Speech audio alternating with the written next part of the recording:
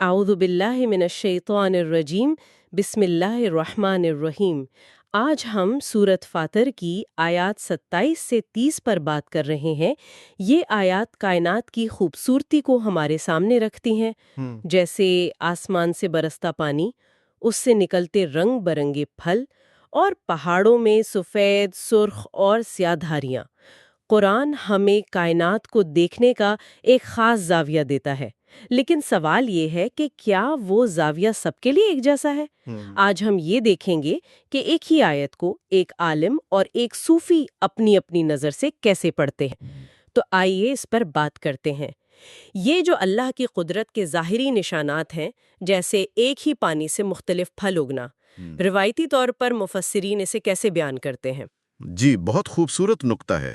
دیکھیں، جو کلاسیکی مفسرین ہیں جیسے امام ابن کثیر ہیں، جلالین ہیں، وہ اسے اللہ کی تخلیقی قدرت اور حکمت کی سب سے بڑی دلیلوں میں سے ایک شمار کرتے ہیں۔ اچھا، ان کا کہنا ہے کہ دیکھو، پانی ایک ہے، زمین ایک ہے، لیکن اس سے پیدا ہونے والے پھلوں کے رنگ، ذائقے، خوشبوئیں سب الگ ہیں۔ بالکل۔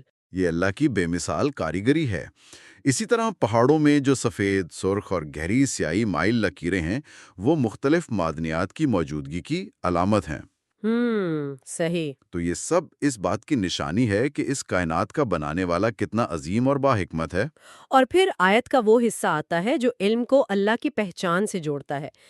انما یخشی اللہ من عبادہ العلماء، یعنی اللہ سے اس کے بندوں میں سے وہی ڈرتے ہیں جو علم والے ہیں۔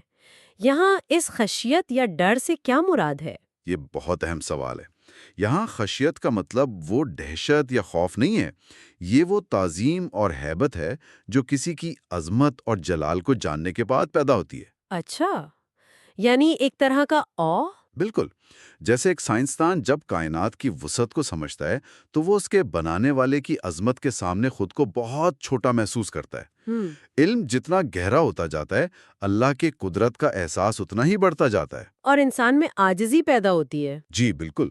تو یہ خشیت دراصل گہرے علم کا نتیجہ ہے۔ یہ تو بہت دلچسپ ہے کہ کیسے ایک ہی آیت سے قدرت کی ایسی واضح دلیل ملتی ہے۔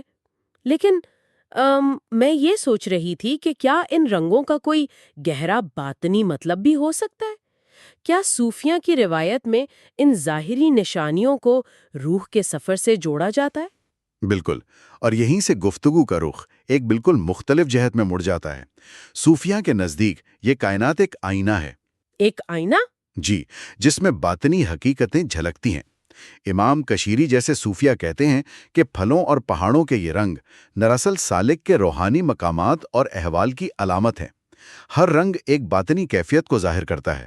یہ نفس کی حالتوں والی بات بہت گہری ہے، خاص طور پر پہاڑوں کے رنگ سفید، سرخ اور سیاہ۔ نجم الدین کبریٰ جیسے بزرگوں نے اسے نفس کے درجات سے جوڑا ہے۔ لیکن کیا یہ تشریح صرف ایک استعارہ ہے، یا کیا صوفیہ واقعی یہ مانتے تھے کہ مراقبے کے دوران سالک کو ایسے رنگ نظر آتے؟ دونوں ہی باتیں درست ہیں۔ یہ استعارہ بھی ہے اور ایک مشاہداتی حقیقت بھی۔ نجم الدین کبریٰ کے نزدیک یہ رنگ نفس کی کیفیات ہیں۔ سفیدی نفس مطمئنہ کی علامت ہے، سکون اور پاکیزگی۔ سرخی نفس لوامہ کی، جو گناہ پر ملامت کرتا ہے اور مجاہدے میں مصروف ہے، اور گہری سیاہی نفس امارہ کی، جو ابھی جہالت اور خواہشاتوں کے اندھیروں میں ہیں۔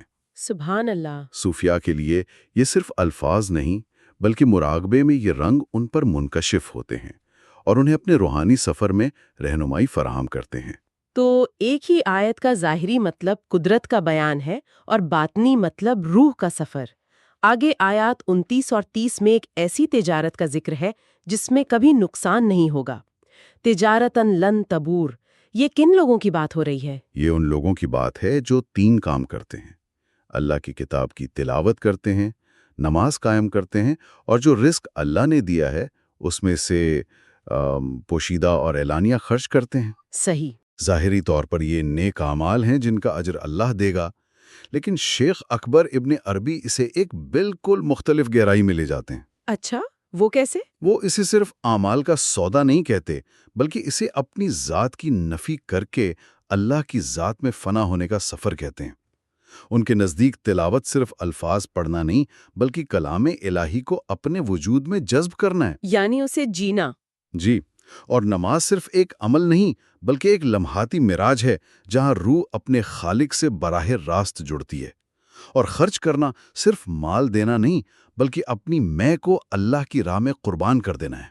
یہ وہ تجارت ہے جس میں انسان اپنی فانی ہستی دے کر اللہ کی لازوال قربت خریدتا ہے۔ تو خلاصہ یہ ہے کہ کائنات کا تنوع ہمیں علم کی طرف بلاتا ہے۔ وہ علم ہمارے دل میں اللہ کی عظمت اور تعظیم پیدا کرتا ہے، اور پھر یہ تعظیم ہمیں نیک اعمال کی اس روحانی تجارت کی طرف لے جاتی ہے جس کا منافع کبھی ختم نہیں ہوتا۔ بالکل درست۔ اور اس پر غور کرنے کا ایک عملی پہلو بھی ہے۔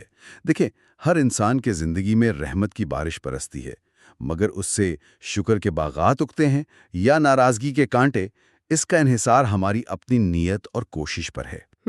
بہت گہری بات ہے۔ ہمیں اپنے ارد گرد چہروں، زبانوں اور رنگوں کے تنوع کو بغیر کسی تعصب کے دیکھنا چاہیے، اور اس خالق کو یاد کرنا چاہیے جسے یہ رنگا رنگی پسند ہے۔ علم سے گھبرانا نہیں چاہیے، کیونکہ حقیقی علم تکبر کو جڑ سے اکھاڑ کر دل میں نرمی اور خشیت پیدا کرتا ہے۔ اور آخر میں کتاب کی تلاوت، نماز کا قیام اور خیرات، یہی وہ تجارت ہے جو روح کو مالا مال کرتی ہے، جس میں کوئی خطرہ نہیں اور نفع لامحدود۔ اس گفتگو کو ایک دعا پر ختم کرتے ہیں۔ اے رنگوں اور لہجوں کے خالق، میرے دل کو اپنی رحمت کی بارش سے دھو دے۔ مجھے ان لوگوں میں شامل فرما جو تجھے جانتے ہیں اور اس لیے تیری تعظیم میں لرزتے ہیں۔ آمین۔ یہ بصیرتیں میر علی شاہ نے شکر گزاری کے ساتھ مرتبی کی ہیں، جو living the wisdom of the Quran podcast کے ذریعے اپنے سیکھنے کے سفر میں شریک ہے۔ اگلی مرتبہ ہم اسی سورت کی اگلی آیات پر بات کریں گے، جہاں کتاب کے وارثوں کے 3 درجات کا ذکر ہے۔ وہ جو اپنے آپ پر ظلم کرتے ہیں، جو درمیانی راہ اختیار کرتے ہیں، اور جو نیکیوں میں سبقت لے جاتے ہیں۔